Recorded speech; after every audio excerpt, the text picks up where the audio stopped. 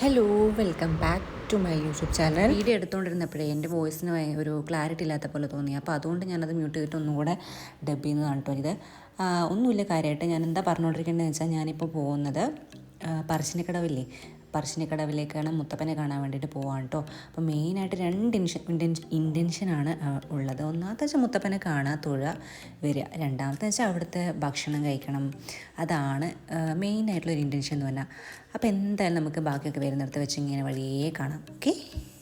പറശ്ശിനിക്കടവ് അമ്പലം എന്ന് പറയുന്നത് കേരളത്തിൽ തന്നെ ഏറ്റവും ഒരു ഫേമസ് ആയിട്ടുള്ളൊരു അമ്പലമാണ്. അപ്പം ഞാൻ പരിചയപ്പെടുത്തേണ്ട ആവശ്യമൊന്നുമില്ല കേരളത്തിലെ ആൾക്കാർക്ക് ഈ അമ്പലം അറിയാൻ എന്ന് എനിക്കറിയാം. അപ്പോൾ ഇവിടേക്ക് പോകുന്നതെന്ന് വെച്ചാൽ നമുക്ക് എന്തോ ഒരു പെട്ടെന്നൊരാഗ്രഹം, മുത്തപ്പനെ കാണണം, അവിടുത്തെ ഭക്ഷണം കഴിക്കണം. അതും ഒരു മെയിൻ എന്താ പറയുക ഇൻറ്റൻഷനാണ്, അവിടുത്തെ ഭക്ഷണം കഴിക്കണം എന്നുള്ളത്. അപ്പോൾ അവിടെ എത്തുന്നതിൻ്റെ മുന്നേ, അതായത് പറശ്ശിനിക്കടവിൽ എത്തുന്നതിൻ്റെ മുന്നേ തന്നെ വേറൊരു പ്രധാനപ്പെട്ട അമ്പലം കൂടിയുണ്ട്. അതാണ് ഈ കാണുന്ന പെരളശ്ശേരി അമ്പലം എന്ന് പറയുന്നത്. പെരളശ്ശേരി അമ്പലത്തിൻ്റെ ഏറ്റവും മെയിൻ ഹൈലൈറ്റാണ് ഞാനിപ്പോൾ ഈ കാണിച്ചേക്കുന്ന വലിയ കുളമില്ലേ, ക്ഷേത്രക്കുളം. അതാണ് അവിടുത്തെ ഏറ്റവും വലിയ ഹൈലൈറ്റ് എന്ന് പറയുന്നത്. ഇത് അവിടെ കാണുന്ന ഈ മീനും, നമ്മളൊന്ന് ഇറങ്ങിക്കഴിഞ്ഞാൽ മതി, അവിടുത്തെ നമുക്ക് ഫിഷ് സ്പാ പോലെയാണ്. അവരെല്ലാവരും വന്ന് നമ്മളെ കാല് കുത്തി കുത്തി കുത്തി ഒരു വകയാക്കും നമ്മുടെ കാലൊക്കെ. പക്ഷെ എന്നാലും നല്ലൊരു എക്സ്പീരിയൻസ് ആണ് കേട്ടോ. അവിടെ പോയി കഴിഞ്ഞാൽ കാണാനുള്ള വ്യൂ ആയാലും എന്താ പറയുക, വല്ലാത്തൊരു ഫീലാണ് കേട്ടോ. ആ കുളം കാണുമ്പോൾ തന്നെ നമുക്ക് ഒരു പോസിറ്റീവായിട്ടുള്ളൊരു ഫീലിങ്സാണ് നമുക്ക് അതിൻ്റെ അടുത്തേക്ക് പോകുമ്പോൾ കിട്ടുന്നത്. കുറച്ചധികം നേരം നമ്മൾ അവിടെ തന്നെ സ്പെൻഡ് ചെയ്തു. കാരണം ആ ഒരു വ്യൂ വിട്ടിട്ട് പുറത്തേക്ക് വരാൻ നമ്മളെ കൊണ്ട് പറ്റുന്നുണ്ടായിട്ടില്ല. അപ്പോൾ കുറച്ച് നേരം അവിടെ നിന്ന് കുളത്തിലൊക്കെ ഇറങ്ങിയതിന് ശേഷം അവിടെ നിന്ന് ഫോട്ടോസും കാര്യങ്ങളൊക്കെ എടുത്ത് പിന്നെയാണ് മടങ്ങി അമ്പലത്തിൻ്റെ ഉള്ളിലേക്ക് പോയത്. പിന്നെ അധികം അവിടെ നിൽക്കാനും പറ്റുന്നുണ്ടായിരുന്നില്ല, കാരണം നല്ല ഒരു വെയിലുള്ള സമയത്താണ് നമ്മൾ പോയിട്ടുണ്ടായിരുന്നത്. അപ്പോൾ അത് കഴിഞ്ഞ് നേരെ നമ്മൾ അമ്പലത്തിലേക്ക് തൊഴാൻ വേണ്ടിയിട്ടാണ് നമ്മൾ പോകുന്നത്.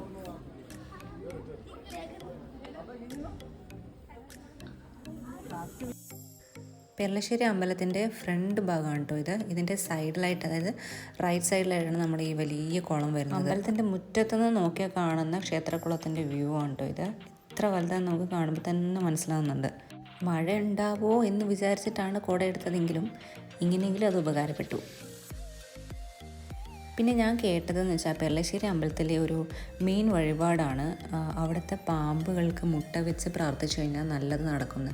അപ്പോൾ ആ കാണുന്നതാണ്, ആ വരിയാണ് നമ്മൾ മുട്ട വെച്ച് പ്രാർത്ഥിക്കുന്ന, അതായത് പാമ്പിന് മുട്ട വെച്ച് പ്രാർത്ഥിക്കുന്ന ആ ഒരു സ്ഥലമാണ് ഞാനിപ്പോൾ കാണിച്ചേക്കുന്ന ആ സ്ഥലം എന്ന് പറഞ്ഞാൽ. അപ്പോൾ നമ്മളും വഴിപാടൊക്കെ നേർന്ന് മുട്ട വയ്ക്കാൻ വേണ്ടി ഇങ്ങനെ ക്യൂ ഒക്കെ നിന്ന് മുട്ടയൊക്കെ വെച്ച് പ്രാർത്ഥിച്ചു. അതിൻ്റെ ഉള്ളിൽ അധികം ഫോൺ അങ്ങനെ യൂസ് ചെയ്യാൻ പറ്റാത്തതുകൊണ്ട് തന്നെ ഞാൻ അധികം ക്ലിപ്സൊന്നും അതിൻ്റെ ഉള്ളിലേക്ക് എടുത്തിട്ടുണ്ടായിരുന്നില്ല. പിന്നെ അത് കഴിഞ്ഞ് അതിൻ്റെ തൊട്ടിപ്പുറത്തായിട്ട് വരുന്ന വേറൊരു അമ്പലമാണ് കേട്ടോ, ഒരു വിഷ്ണുവിൻ്റെ അമ്പലമാണ് ഈ കാണുന്ന അമ്പലം. അപ്പം നമ്മൾ അവിടെയും പോയിട്ടുണ്ടായിരുന്നു. പെരളശ്ശേരി അമ്പലത്തിൽ ഞാൻ വന്നിട്ടുണ്ടെങ്കിലും ഈ അമ്പലത്തിൽ ഞാൻ ആദ്യമായിട്ടാണ് വരുന്നത്.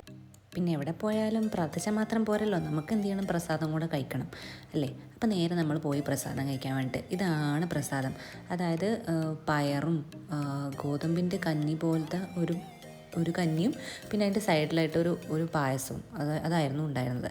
നല്ല ടേസ്റ്റ് ഉണ്ടായിരുന്നു ആ പായസത്തിന്, ആ ഒരു പ്രസാദത്തിന് നല്ല ടേസ്റ്റ് ഉണ്ടായിരുന്നു. ഇവിടെ നിന്ന് ഇറങ്ങുമ്പോഴേക്കും ഏകദേശം 11:30 ആയി. പിന്നെ പറശ്ശിനിക്കടവിലേക്കാണ് നേരെ വെച്ച് പിടിച്ചത് കേട്ടോ. അവിടെ പോകുമ്പോൾ ഉള്ള വ്യൂ ആണ് ഈ കാണുന്നത്. എന്താ പറയുക, അവിടെ പറശ്ശിനിക്കടവിലേക്ക് അടുത്തടുത്ത് വരുമ്പോഴേക്കും നമ്മുടെ വ്യൂ എന്ന് പറയുന്നത്, നമ്മൾ മൂന്നാറൊക്കെ പോയി കഴിഞ്ഞാൽ കാണുന്ന ഒരു ടൈപ്പ് വ്യൂ ഇല്ലേ, നല്ല അടിപൊളി വ്യൂ ആണ് കേട്ടോ. അങ്ങോട്ടേക്ക് ഇതേ കാണുന്നില്ലേ, ഇങ്ങനെ കാണുമ്പോൾ എത്രത്തോളം നിങ്ങൾക്ക് മനസ്സിലാവുമെന്നറിയില്ല. എന്താ പറയുക, സൂപ്പറായിരുന്നു ആക്ച്വലി. വേറെ ഏതോ സ്ഥലത്ത് പോയ പോലത്തെ ഒരു ഫീലാണ് ഇതിലൊക്കെ പോകുന്ന സമയത്ത് ഉണ്ടായത്. പിന്നെ ഇവിടെ നിന്ന് കാണുന്നുണ്ടോയെന്നറിയില്ല, അങ്ങ് അവിടെ കാണുന്ന അതാണ് നമ്മുടെ പറശ്ശിനിക്കടവ് ടെമ്പിൾ എന്ന് പറയുന്നത്. സൂം ചെയ്ത് ഞാൻ കാണിച്ചിട്ടുണ്ട്.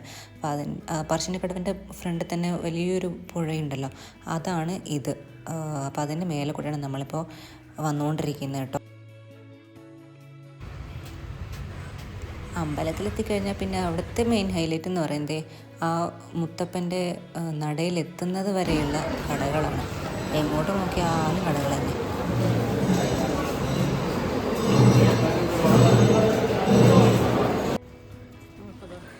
ഹലോ, 12:40 മുത്തപ്പനെ തൊഴുത് കഴിഞ്ഞതിന് ശേഷം നമ്മൾ പിന്നെ പോയത് ഈ പ്രസാദം കഴിക്കാൻ വേണ്ടിയിട്ടാണ്. അവിടുത്തെ മമ്പയറും തേങ്ങാപ്പൂളയും അതേപോലെ തന്നെ ചായയും കുടിച്ചു.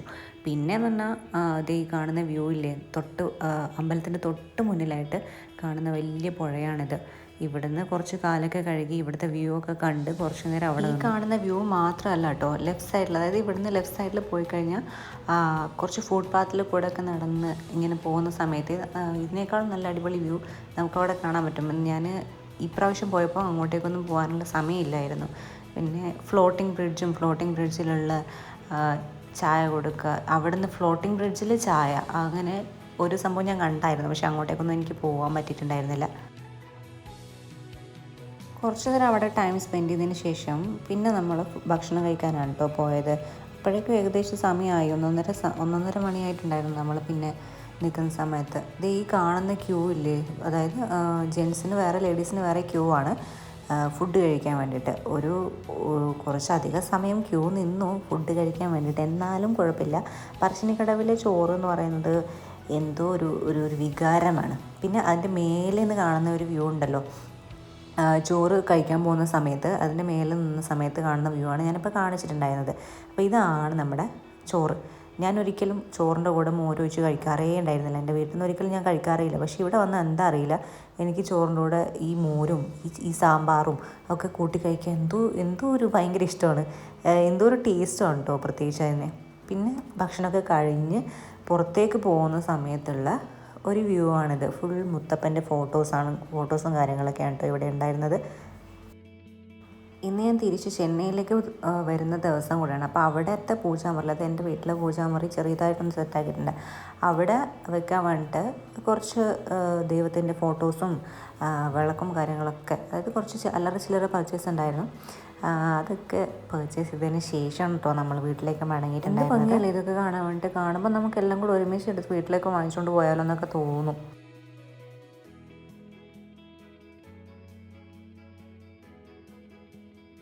അങ്ങനെ പർച്ചേസും കാര്യങ്ങളും തൊഴിലും ഒക്കെ കഴിഞ്ഞ് തിരിച്ച് വീട്ടിലേക്ക് പോകുന്ന ഒരു സീനാണ് കേട്ടോ ഈ കാണുന്നത്. നല്ല വെയിലായിരുന്നു പുറത്ത്. കാർ പാർക്ക് ചെയ്താണെങ്കിൽ കുറച്ച് ദൂരത്തായിരുന്നു. അപ്പോൾ അവിടത്തേക്ക് നടക്കേണ്ടി വന്നു ഒത്തിരി. ഞാനാണെങ്കിൽ പിന്നെ നല്ല വെയിൽ കണ്ടപ്പോൾ സൺ കിസ്ഡ് എന്ന് പറഞ്ഞ് കുറച്ച് വീഡിയോസ് എടുക്കാൻ വേണ്ടി നിന്നാണ് കേട്ടോ ഇത് കാണുന്നത്. നമ്മളിപ്പോൾ ഇറങ്ങുമ്പോൾ തന്നെ ഏകദേശം ഒരു 2:30-3 മണിയായി. ഇനിയിപ്പോൾ വീട്ടിൽ പോയി 7:40 അങ്ങനെയാണ് ട്രെയിൻ, നമുക്ക് തിരിച്ച് ചെന്നൈയിലേക്ക് പോകാനുള്ള ട്രെയിൻ. അപ്പം അത്രയ്ക്കേ ഉള്ളൂ ഇന്നത്തെ വ്ളോഗിൽ.